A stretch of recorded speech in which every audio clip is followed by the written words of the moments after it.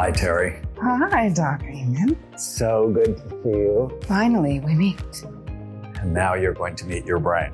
I'm going to meet my brain. I cannot wait. I'm so excited and I'm nervous all at the same time. So excited to do this with you. I'm a huge fan of yours. Oh. And Boundary Boss, I recommend to my patients, including my children. So thank you for doing this.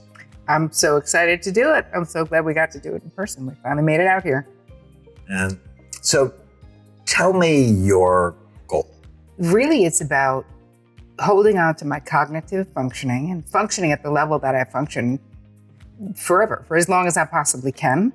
And then another thing that I'd written in the intake was about wanting to not use, since the pandemic, I kind of went back into crappy carb eating for soothing. And I want to not stop doing that because I feel like that's not good for my brain either. It's not, and I know why. Do tell. Show your brain. Carbs are your short-term friend and your long-term enemy. Yes, they are. Definitely. And I get it. So for the benefit of the people watching, tell us about Terri. I grew up in New Jersey. I have 3 older sisters. I'm the youngest of 4. It was pretty protected, but there was addiction in the family. My father was a high-functioning alcoholic. I went to a kind of a pretty undergraduate school, and I had a great time. I loved it, but there wasn't a lot of direction at home about that. I was the youngest, and I was the first that ended up going to college. Within my family system, did a lot of partying in school. So that was part of my upbringing too. My family was a big drinking family. I started drinking at a pretty young age. I read it was like 12. Yeah, it was. Started going to bars. I mean, I was 14, looked 24. Going to bars and not getting carded, that was. So I stopped drinking when I was about 21 because I had a good run at that point. Had it ever been a problem besides your brain's not developed and you're drinking? Yeah. Well, it was a problem in that I was blacking out.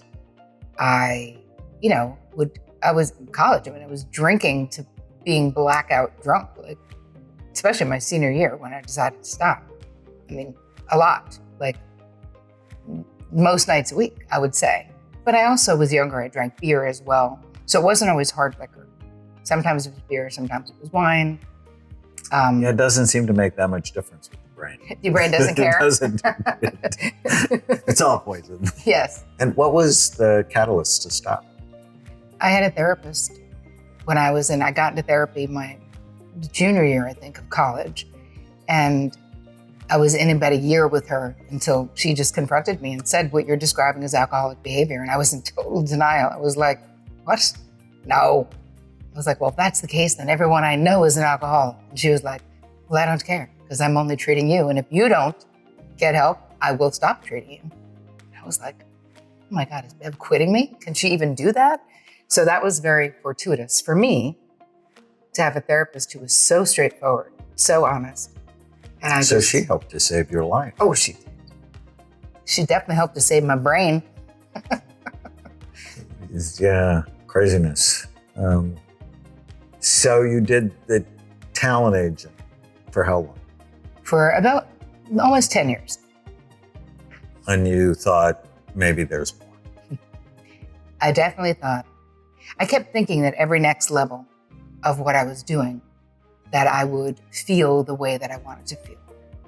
And I would get to that next level or have that next famous client or be running an agency. Those things, when I got there, the feeling that I was hoping for wasn't there. And I was like, I'm doing it backwards. It's not where I'm going. It's understanding how do I want to feel and then figuring out what is going to make me feel that way. And it wasn't being in entertainment because part of what really became apparent to me, at least then, and this was years ago, I've been a therapist for 25 years, so this was a long time ago, but it was not a hotbed of mental health. It was really toxic, especially being in the modeling end of it, doing the TV stuff for models. And I just really thought like there's gotta be something better.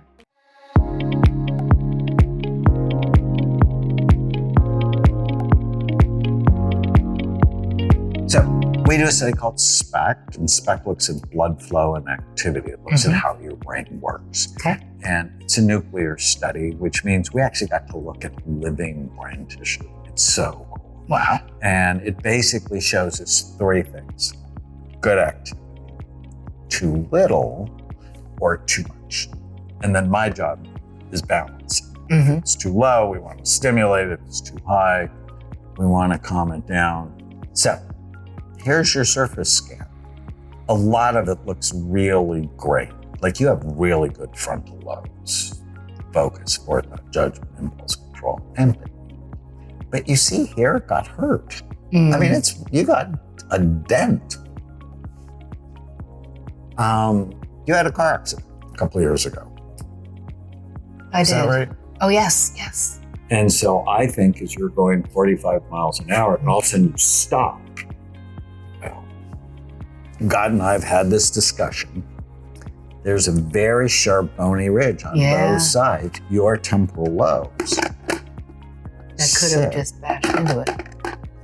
And it's like, why didn't you put bumper guards on those ridges? Like, God. and it's got some.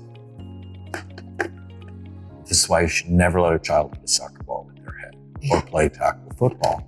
Yeah. I think it's from the accident. Okay. Little bumpy, may have been from the nicotine or the alcohol. Nicotine constricts blood flow to the brain. The opposite of what we're wanting to do. The opposite of what we wanted to do. Now, if you did everything I asked you to do, 2 months from now, it could look like this. To make it better. That's our goal. Okay. All right. Here we go. Your brain works way too hard. I see this in 7-year-olds. So again, blue is average, red is the top 15%, white is the top 8%. Your brain is working too hard. You can't shut it off. And so, how can I help you calm it down? Do you know what calms it down? It's carbs. Because what they do is they cause an insulin response. That when insulin goes up, it shoves tryptophan into your brain. And you feel good because tryptophan is the amino acid precursor for serotonin. It's like, oh, I like that. For this moment. And have you ever been on a ketogenic diet? Yes. And what happens when you're on a ketogenic diet? I ended up doing it for a while. And I don't know what happened. I couldn't eat like that forever. That's what happened. I decided I couldn't just eat like a stick of butter. Like, it just wasn't enough. With this brain, people often get unhappy when they have. It's just super busy, which means you're probably always thinking. When your basal ganglia like this is so busy, it's probably you're busy. It's called the go or no-go part of the brain, and you're probably go. Mine's like that too. Like when I go on vacation, I make my wife promise me I get 3 hours so I can get my work done. Then I'm all yours. Then I'll rest, I swear. So, and I feel like my meditation practice that I'd had for many, many years really went to crap during the pandemic. We're just starting to get back into it now. Will that help with this? Yes, because meditation tends to calm your emotional brain, but activate your thoughtful brain. Did you do EMDR? I did not. I would write down 10 of your top traumas and go, let's work on that. The reason I love EMDR, and your brain is perfect for it, is it's fast. And it's effective. When I look at it, you can see this diamond here. Mm-hmm. And this busyness in your brain may be why you're so sensitive to the environment. Because there's just a lot going on. Yep. But when I connect these dots, it looks like a diamond. And that's past emotional traumas, which you have. Yep. And so I think I'm just so excited for you. I want to hear how EMDR goes. Can't wait. I want you to like go, okay, I have 10. Let's see. Here's the list. Let's start at the top, moving on down. So, EMDR, here I come. questions? So besides, well, you're going to tell me what to do. Right? There's going to be some kind of protocol. You're going to give me a list of things to do for my brain? Why not? Great. I'm going to give you a great program. Yep. I'm going to give you a probiotic that I love. Great. And an omega-3 fatty acid. In fact, I have a system, multiple vitamin, fish oil, brain boost, 2 packets a day. And I've published on it, how it improves memory. Great. Do you have Tana's cookbook? I don't. Oh, every recipe in there. And they all taste great. And she'll tell you I'm like her biggest child. Because I'm like, no, that doesn't taste good. You'll tell it. Every recipe is amazing. They're all sugar-free, dairy-free, gluten-free, corn-free, soy-free. Amazing. Everything. Awesome. Like 130 of them. Oh my God, I'll definitely use it. Breakfast, lunch, dinner. So Neurovite is our multiple vitamin. And it is special because I almost hate saying it's a multiple vitamin. It's got 2,000 units of vitamin D. It's got the same B vitamin levels that decrease the risk of mild cognitive impairment and Alzheimer's disease. It's got 50 of them, and they're the right bioavailable ones. Right. This one, brain memory power boost, 3 twice a day. Okay. And you'll notice a significant difference in a month. Wow, amazing. Yeah. EMDR with your therapist, and she does it. That's so great. Yep. I think that's a good plan. I like it.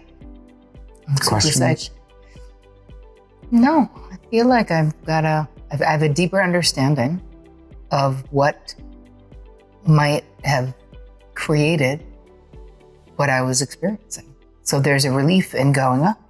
Well, there's something I can do, you know? I don't think I gave the head-on collision as much weight as maybe I should have. I didn't know until you talked about it, so. Great. Oh, I like my plan. All right, I'm very excited. Thank you so much. I so appreciate your time.